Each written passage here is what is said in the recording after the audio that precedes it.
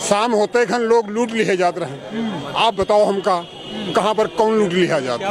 यही अयोध्या नगरी है बाबूजी। 3-3 घंटे केवल बिजली मिलती थी। यही अयोध्या नगरी है। आज देख लो 24 घंटा बिजली ही बिजली है।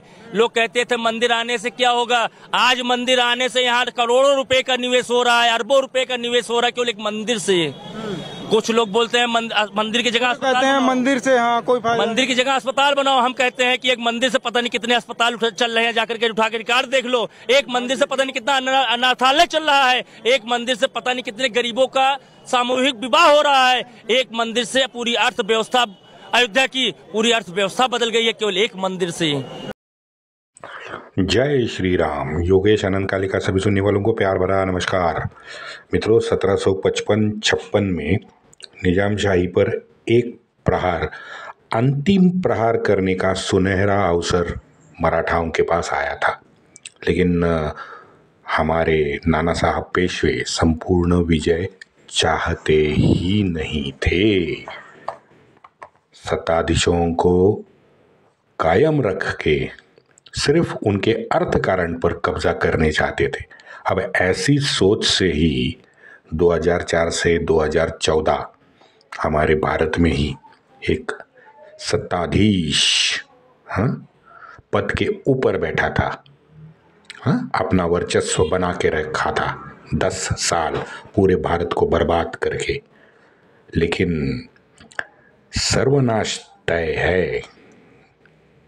निजाम चारों ओर से अब गिरा था। निजाम सलाबत कैसा था ये बताने की जरूरत नहीं है। उसके दरबार में उसने अपने विरोधी भी बहुत ज़्यादा संख्या में खड़े कर दिए थे। आप मुझे बताओ, एक परदेसी बूसी जैसे को सत्ता को नियंत्रित करने का अवसर अगर आप दोगे तो क्या होगा? ये तो हैदराबाद में हुआ था। वहाँ ऊपर उत्तर में मुगल हो या पठान हो या ये सारे उत्तर के छोटे मोटे चिरकुट मोमिन रियासतदार जो थे, ये अब 55-56 आते आते ठंडे पड़ गए थे। राजपूत वहाँ आपस में ही उलझे हुए थे। और क्या चाहिए? और बताइए क्या चाहिए? आपको एक आसान उदाहरण देता हूँ। बलूचिस्तान हो, केपी के हो, खैबर पख्तूनख्वा हो, सिंध हो, सभी प्रांतों में अगर असंतोष है तो आपको नहीं लगता ये बढ़िया समय है? क्योंकि वो राष्ट्र अंदर से पूरा खोखला, पूरा जर्जर हो चुका है। लेकिन यहाँ पता नहीं, वसुधैव कुटुंबकम, एक डीएनए। भाई साहब, और पोषक परिस्थिति की आप प्रतीक्षा कर रहे हो? और कौन सी पोषक परिस्थिति आपको चाहिए? चलो विषयांतर हो गया। लेकिन 1756 में जो हुआ था ना, वो आज भी यही दोहराया जा रहा है। और ये भारत की, हमारी हिंदू मानसिकता की ये बार बार किए जाने वाली भूल है। मेरी समझ से ये बाहर है, मेरी समझ से बाहर है। चलो विषय पे लौट आते हैं। पूरी निजामशाही को निगलने के बजाय नाना मात्र 25-30 लाख की आमदनी वाली जागीर स्वराज्य में लेने के पक्ष में दिखता है।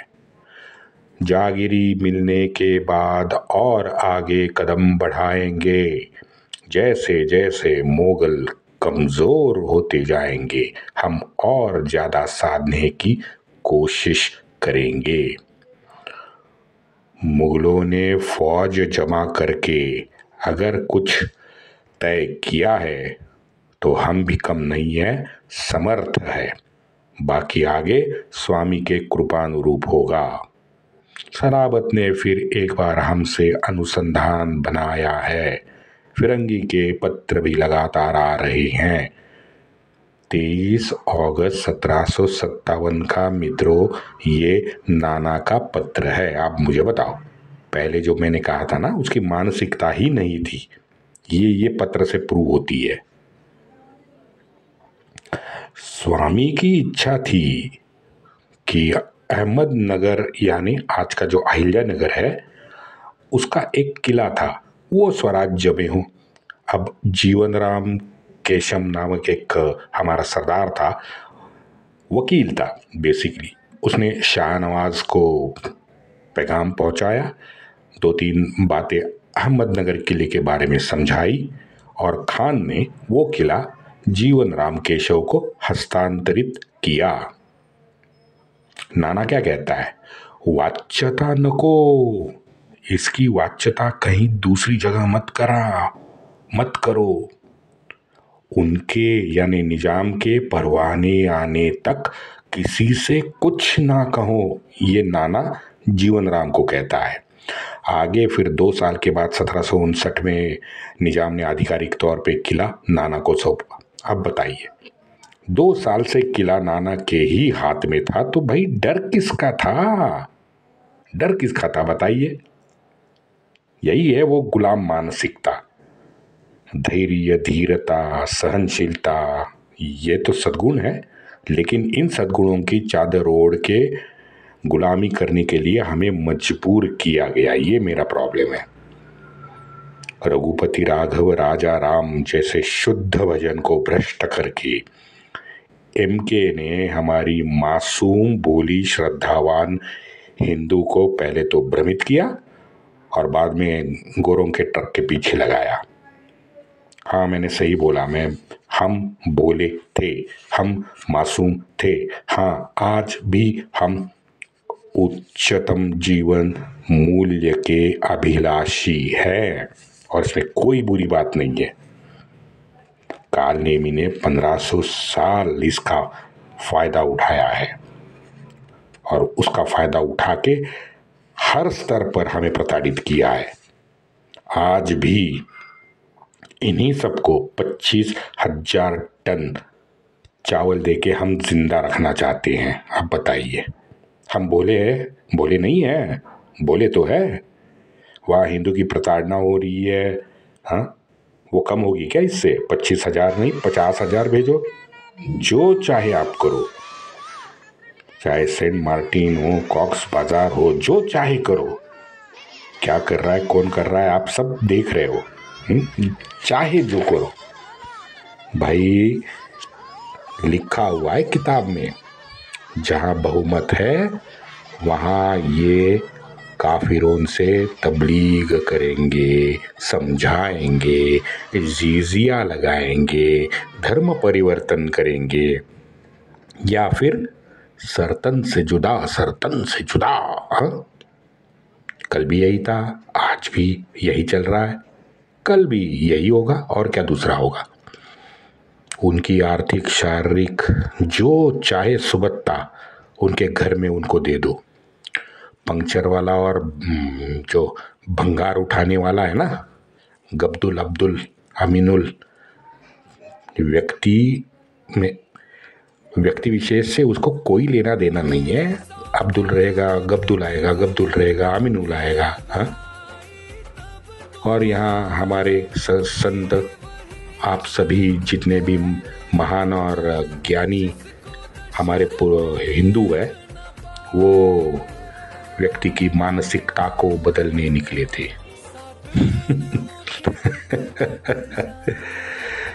भाई, आप उनकी क्या मानसिकता बदलेंगे बताइए? व्यक्ति विशेष से मैंने जैसे कहा, उनका कोई लेना देना ही नहीं है।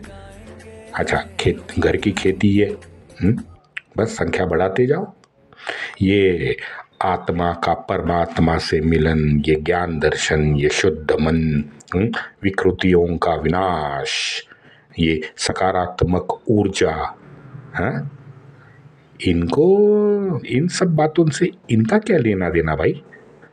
जंगल में रहते हैं तो जंगल का कानून वहाँ चलता है। अब इन भेड़ियों को ब्रह्म ज्ञान सिखाने का प्रयास हम लोग करते हैं, ये बड़ा हास्यास्पद है। भाई, पुराणों में लिखा है राक्षसों का मर्दन, राक्षसों का निर्मूलन का ये एक ही मात्र उपाय है, और ये शास्त्र संगत है। हमारे यहाँ पे महायज्ञ होते थे, उसमें भी राक्षस आते थे, सताते थे। उनको क्या करते थे ऋषि मुनि? उनको ऋषि मुनि उन राक्षसों का निर्मूलन करते थे। चलो, पुरानी बीमारी है, विषांतर हो जाता है। हमारा क्या था, अहिल्या नगर का किला। मित्रों, ये अहिल्या नगर के किले के बारे में ही वैसे तो मैंने बताया है, लेकिन फिर से एक बार बता दूं कि ये अहिल्या नगर पुणे से मात्र 110 किलोमीटर है। आप बताइए, वहाँ 1000 किलोमीटर दूर से आकर क्लाइव ने सिराजुद्दौला को पकड़ के उसी के शहर में उसकी बारात निकाली थी। फ्रेंच बूसी ले लो, बूसी फ्रांस से आकर निजामशाही में घुस के पूरे निजामशाही का पूरा आधिपत्य जो है, निर्णय क्षमता, निर्णय लेने का जो था, वो बूसी कर रहा था। सब अधिकार तो बूसी के पास थे। हमारी भी इटालियन बादशाह थी ना, उसका तो नाम लेना ही तौहीन है।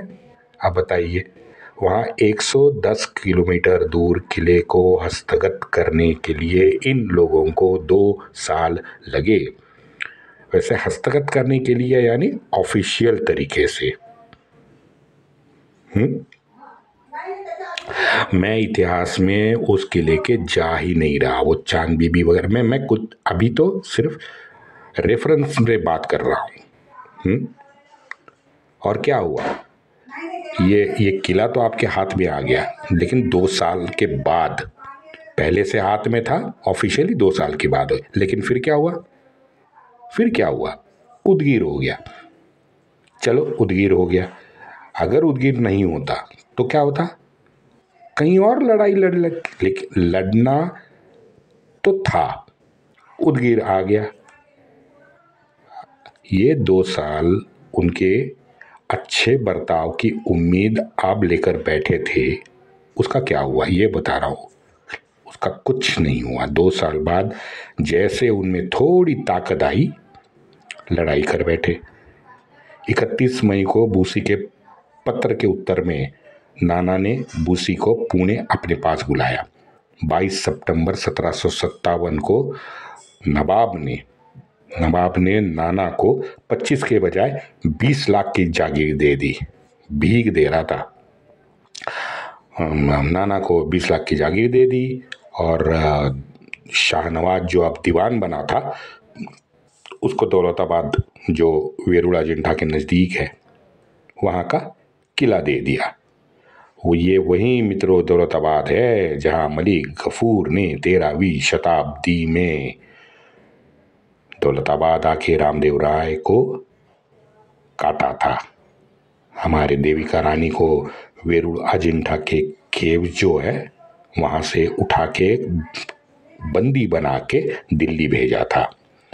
और अचरज की बात मित्रों आगे की है, ये तो सब जानते हैं कि यहीं दौलताबाद किले से मात्र 60-70 किलोमीटर दूर कफूर के हमले से कुछ वर्ष बोल रहा हूं मैं, हमारे महाराष्ट्र के महान नाथपंथी संत ज्ञानेश्वर महाराज ने भगवत गीता पर एक ज्ञानेश्वरी नामक टीकात्मक ग्रंथ लिखा है, जिसका वाचन आज भी हर घर में रोज होता है। ज्ञानेश्वर महाराज ने मात्र 18 की आयु में जीवंत समाधि ले ली थी। ऐसे महान संत ज्ञानेश्वर को मेरा साक्षात दंडवत। उन्होंने लिखा है, जे खड़ांची वैखरी सांडो, खड़ यानी दुष्ट पुरुष, वैखरी वाणी का प्रकार है, 4 में से 1 है, आप सब जानते हो। ज्ञानेश्वर माउली कहते हैं, जे खड़ाची वैखरी सांडो तया सत्कर्मी रति वाढ़ो। सत्कर्म में उस दुष्ट मनुष्य की चाह बढ़े। भूता परस्परे जड़ो मैत्र जीवान से। मैत्र जीवान से, भूताया आपस में जितने भी मनुष्य है, आपस में उनमें स्नेह भाव हो, उनमें मैत्री हो। इसलिए ज्ञानेश्वर आर्जव करते हैं भगवान से कि भूता परस्परे जड़ो मैत्र जीवान से, उनमें मैत्री हो। यहाँ हमारे ज्ञानेश्वर माउली विश्व शांति के लिए भीख मांग रहे हैं अपने भगवान से, और वहाँ बस 60-70 किलोमीटर दूर मलिक काफूर प्रताड़ना कर रहा है हमारे धर्म की, हमारे समाज की। दूसरा एक उदाहरण देता हूँ, वासुदेवानंद सरस्वती जी महाराज, टेम्बे स्वामी। अब ये वासुदेवानंद सरस्वती अपने परिक्रमा करते करते मध्य प्रदेश से निकल रहे थे। अब उनके पीछे लाखों की संख्या में उनके भक्त थे, उनके पीछे चल रहे थे। महाराज को तो कोई लेना देना तो था नहीं है, 1 हो 10 हो 10,000 हो 10 लाख हो, कोई फर्क नहीं पड़ता, वो अपने परिक्रमा में मग्न थे। इधर मध्य प्रदेश के जितने भी धनवान थे वो भक्तों के लिए भंडारा भी चला रहे थे। और वहीं उसी समय, ठीक उसी समय हमारे बंगाल में प्लेग आया था, प्लेग। हिंदू टपाटप मर रहे थे, एक एक चावल के दाने हिंदू तरस रहे थे। अंग्रेजी शासक उनको भूखा छोड़ के भाग चुका था। मुझे आश्चर्य की बात है, मध्य प्रदेश में भंडारा चल रहा है और वहीं पश्चिम बंगाल में अकाल के वजह से, भूख से हमारे हिंदू भाई मर रहे हैं। आज क्या हो रहा है? आज भी हिंदू भाई वहां मर रहे हैं, लेकिन हम 25,000 टन उन्हें चावल दे रहे हैं कि भाई तुम लोग खाओ पियो, मजबूत हो, और फिर हमें गाली दो, है ना। सोनार बांग्ला के धर्मांध जानवर, सोनार देश बांग्लादेश, घिन आती है, घिन। वंदे मातरम।